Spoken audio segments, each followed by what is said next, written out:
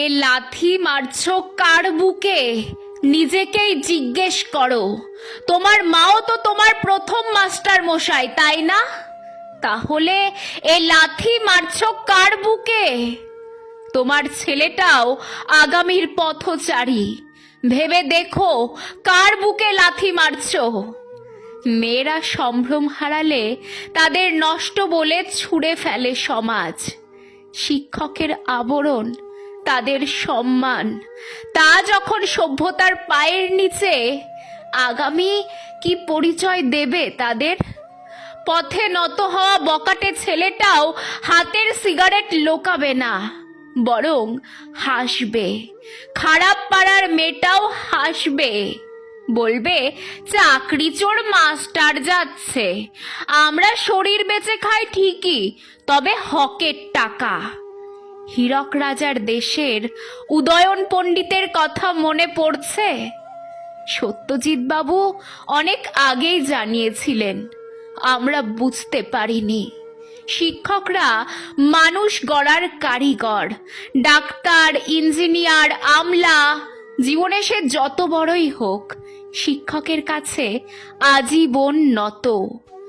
আজ জোকার বানিয়ে দিল ওদের। পথে বেরোতে পারবে তো ওরা? সবাই সব জানে, তবুও ঘায়ে নুন দিতে ডেকে বলবে, শুনলাম তোর নাকি চাকরি চলে গেছে। বাচ্চা মেয়েটা যখন জিজ্ঞেস করবে, বাবা মা আজ স্কুলে যাবে না পড়াতে, ওনারা কি উত্তর দেবে জানি না।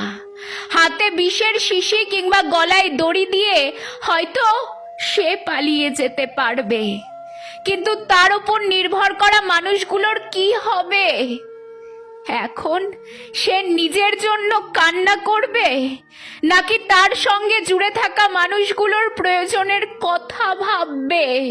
থাক পাঠশালা, পান্থশালা থাক, ফাঁকা থাক স্কুল ঘর, ধুলো জমুক, এই ঘৃণ্য দাবানলে ছাই হোক সব।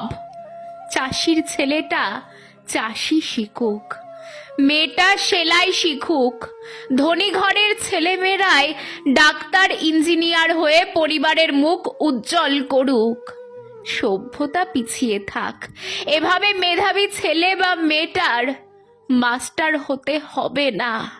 পেটের জ্বালা মেটাতে বরং রেলগাড়িটা থাক, হকারি করে দুবেলা কেটে যাবে। বড়দের দেখে কি শিখবে ছোটরা?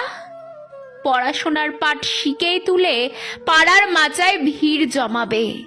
ছেলেমেয়েরা অশিক্ষিত থাকলে অনেক সুবিধা, ভোট উৎসব চালু থাক। ধর্ষিতা মেয়েটির কান্নার জন্য আইন নেই, বিচারের বাণী নিশ্চুপ। মাস্টার পথে নেমেছে চাকরির ভিক্ষায়। আর কত চাই? আর কবে আমাদের বিবেক জেগে উঠবে? কবে প্রশ্ন করতে শিখবো আমরা?